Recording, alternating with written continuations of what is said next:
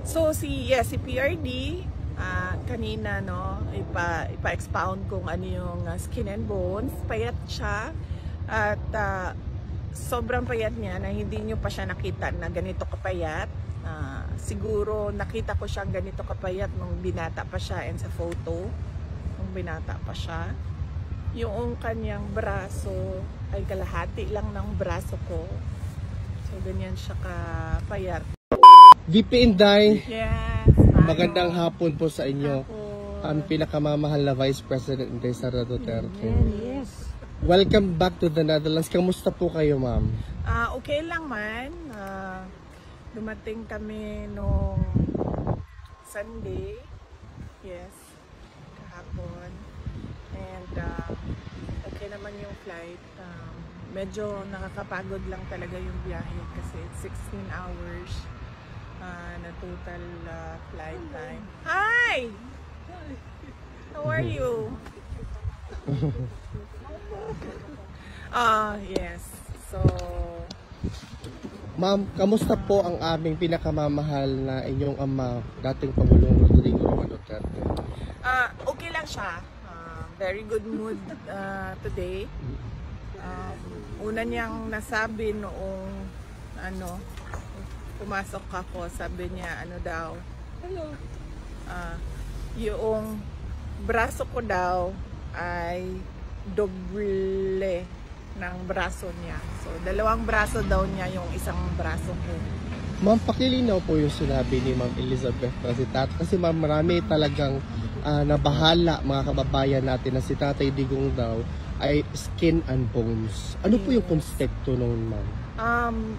Pumayat siya ng sobra. Hindi niyo pa siya nakita ng ganito siya kapayat. Ganito siguro siya kapayat nung binata pa siya. Oo. So, laki ng pinayat niya. So, kung ito yung braso ko, doble ma. So, doble is kalahati nito. Kalahati na lang nito ang braso niya. Pero health-wise, ma'am, okay naman siya, ma'am.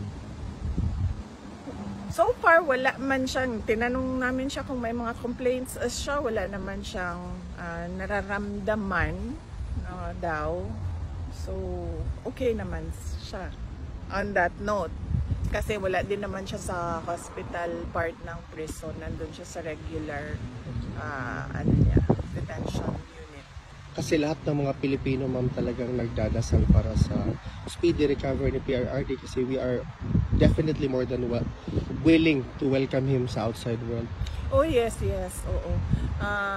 Marami ang nagdadasal na sana ay mag-grant na yung ma-dismiss na yung kaso based on jurisdiction at hindi pa ma-desisyonan yun ngayon ay mabigyan siya ng interim release. Ma'am, meron bang mensahe si PRRD sa mga kababayan natin sa buong mundo? Sinabi niya na I did what I had to do for my country and then I have no regrets sa mga ginawa ko. Ma'am, nasabihan niyo ba siya na hindi talaga titigil yung mga Pilipino sa pagsuporta sa kanya sa pagpapakita ng sila? Oo, nabanggit namin na nandito kayo at nabanggit din namin yung walk for Duterte noong July 5 dito sa The Hague. Na-mention din namin yung run for Duterte sa Davao City at sa Cebu noong July 6. So, alam niya. At saka yung upcoming July 19, ma'am. Oo. Ay, hindi pa. Tomorrow, babanggitin ko sa kanya yung July 19 at nabanggit ko din sa kanya na merong nagbigay na merong nagbigay ng perpetual mass sa kanya. So, araw-araw merong nagdadasal para sa kanya. Ma'am, meron po kayong message sa lahat ng mga kababayan natin sumusuporta? Unang-una, syempre, ang mensahe ng pagpapasalamat. So, lagi paulit-ulit yung pagpapasalamat namin sa ating mga kababayan sa buong mundo sa pagpapakita nila ng suporta at pagmamahal kay dating Pangulong Rodrigo Duterte at naiintindihan namin yung pag-aalala nila dahil yun din yung pag-aalala namin dahil sa kanyang edad, dahil sa kanyang health. At naiintindihan din namin yung frustration nila sa kaso na ito dahil wala naman talagang basehan yung kaso. Kaya sana ay ma-dismiss na siya doon sa petition sa jurisdiction. Ma'am, on another note, ano po yung opinion nyo sa sinabi ni Senator Zubiri na yung impeachment complaint against you is a witchcraft, witch hunt pala? Witchcraft na yun. Witch hunt. Dili na siya witchcraft. Oo, mo ginatinuod yun na kay ginabarang na yun ko, ma'am. No? Because you're a diamond, ma'am, it's just nag-bounce back lang sa ilahan, ma'am. Correct. Dili po nalayo ng witchcraft na ba? Kay duda na ko niya, abot na gid sila sa witchcraft sa ilahang kuan. Sa ilahang kagustuhan na ma-impeach ka, ma'am. Yes, matanggal ko sa pwesto at I'll be out of their way. Wala po ang witch hunt, well, obvious naman na, no? Makita ninyo dito. Unang-una, makikita ninyo nung budget hearing last year, no? Na ang lahat ng tanong nila ay tungkol confidential funds lang.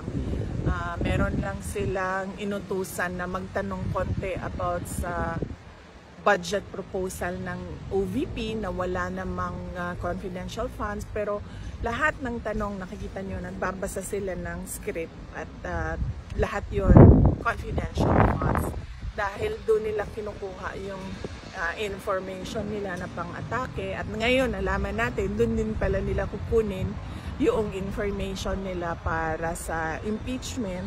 At kung maalala ninyo, ang presiding member ng House noon ay si Congresswoman Stella Kimbo at sinabi niya talaga on record na let's stick to our plan.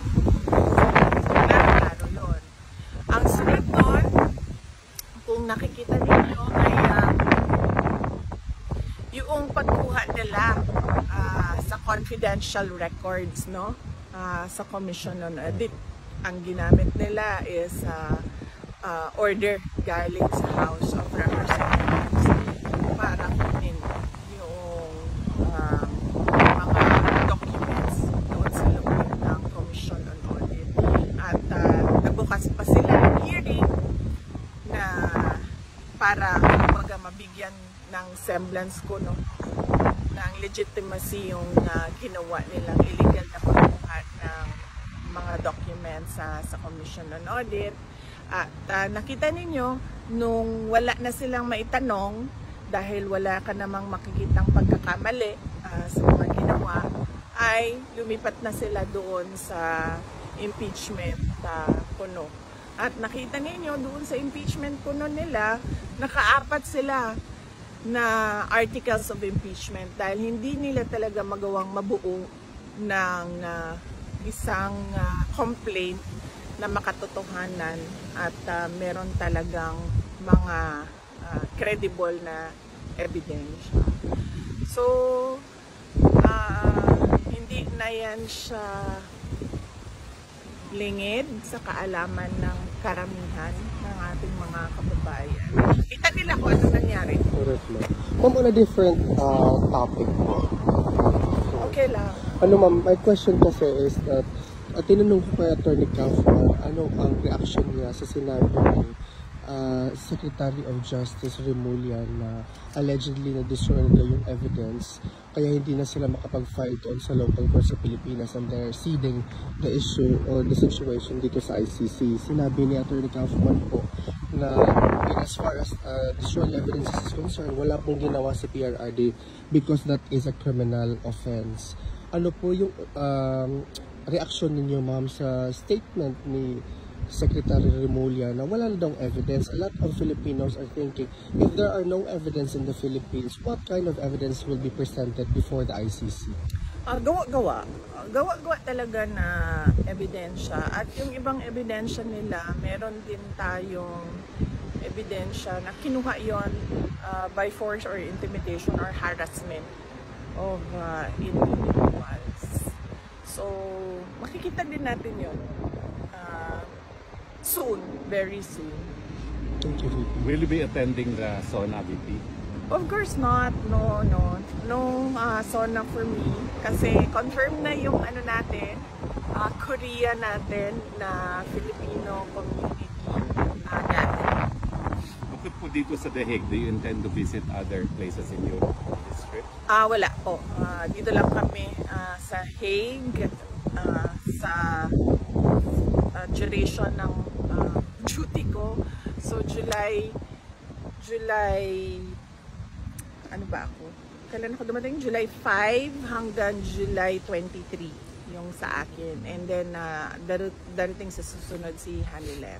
So actually, dito po kayo sa SONA, no? You will be here. Out of the country. Hindi. Oo, kasi July 23 ako alis ng Hague. So dito lang kami and kasi inaano namin yung 4 days a week na kasi yung bisita. So minamaximize namin yung grant ng detention unit na 4 times a week pwede bisita. Your reaction po na gobyerno ng Pilipinas ang gagastos para sa 4 na witnesses by way of cooperating with the ICC? Well, nakakalungkot. Dahil unang-una, sinasabi nila walang ebidensya, pero meron sila ngayong witnesses na kaya naman nila pala bayaran yung yung pagbabiyahe.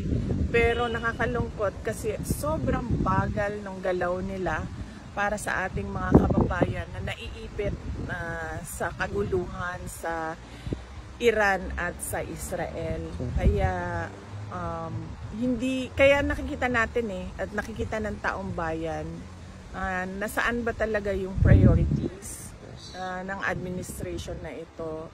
Apparently puro politika lang yung paninira sa politika lang yung kanilang prioridad at hindi yung mga mamamayan.